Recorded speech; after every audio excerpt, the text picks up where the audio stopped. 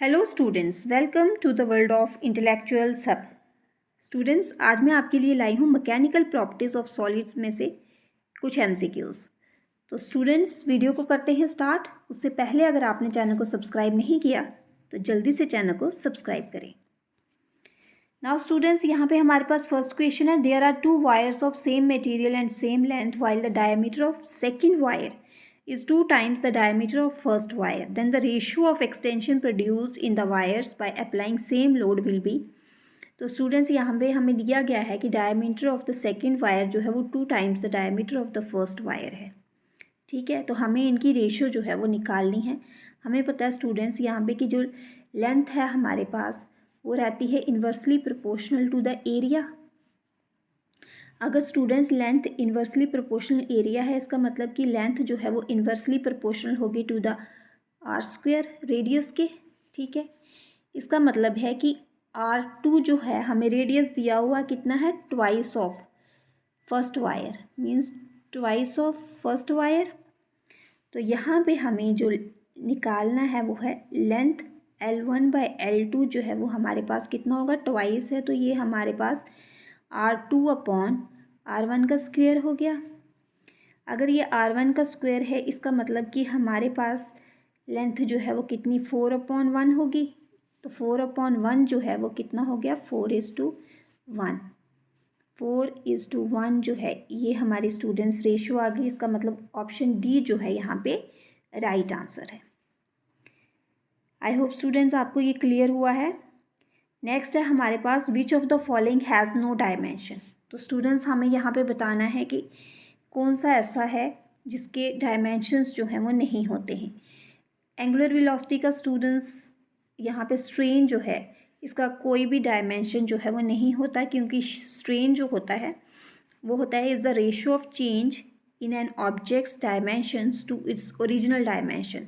तो वहाँ पे क्या होता है कि उसके यूनिट्स जो होते हैं न्यूमिनेटर और डिनोमिनेटर के, वो सेम यूनिट्स होते हैं, तो वो कैंसल आउट हो जाते हैं। इसलिए स्ट्रेन का हमारे पास कोई भी डायमेंशन जो है वो नहीं है। एंगुलर वेलोसिटी का डायमेंशन हमारे पास स्टूडेंट्स यहाँ पे रहता है, मास 0 रहता है, लेंथ जो है वो 0 होती है और टाइम जो है -1 रहता है।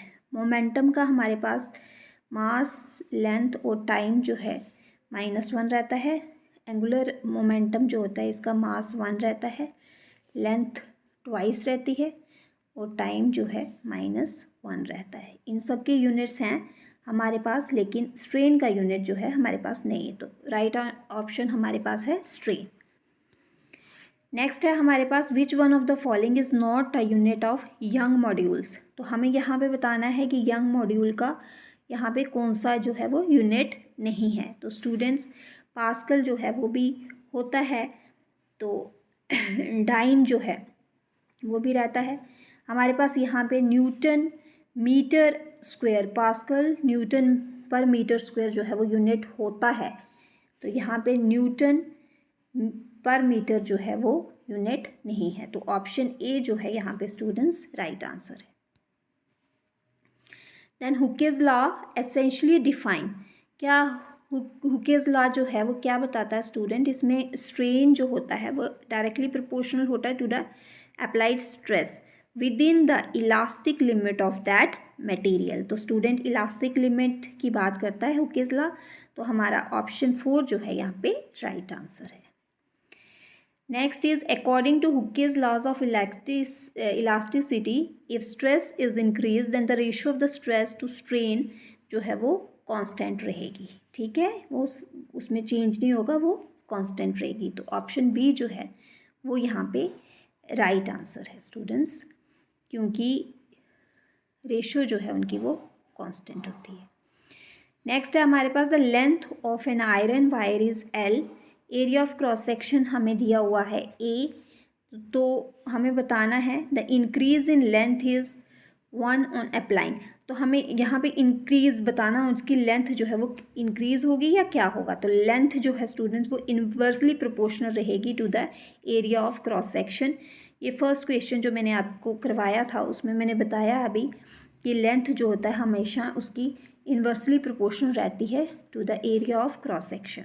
ठीक है, तो यहाँ पे ऑप्शन सी जो है आपका राइट आंसर है। नेक्स्ट है हमारे पास question, a wire is stretch to double of its length then the strain is.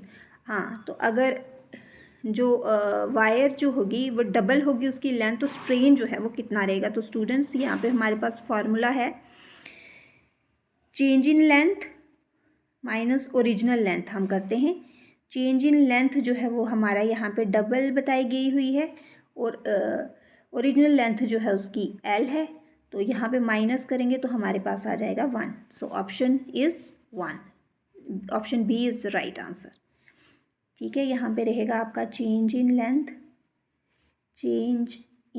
Length minus original length. ठीक है, तो इस तरह से करना है। हुकेज लॉ डिफाइन क्या करता है स्टूडेंट्स, अभी मैंने बताया आपको कि इसमें स्ट्रेन जो है वो डायरेक्टली प्रोपोर्शनल रहता है to the stress within elastic limit of the material. तो यहाँ पे इलास्टिसिटी की बात की गई है। ठीक है, तो इलास्टिसिटी हमारा मॉडुलस ऑफ इलास्टिसिटी जो है ऑप्शन जो है वो सही है यहाँ पे। नेक्स्ट है हमारे पास in case of steel wire और a metal wire the limit is reached when. तो लिमिट क्या होगी स्टूडेंट्स, यहाँ पे वायर ब्रेक होगी, नहीं। The load is more than the weight, नहीं स्टूडेंट्स ये भी नहीं होगा।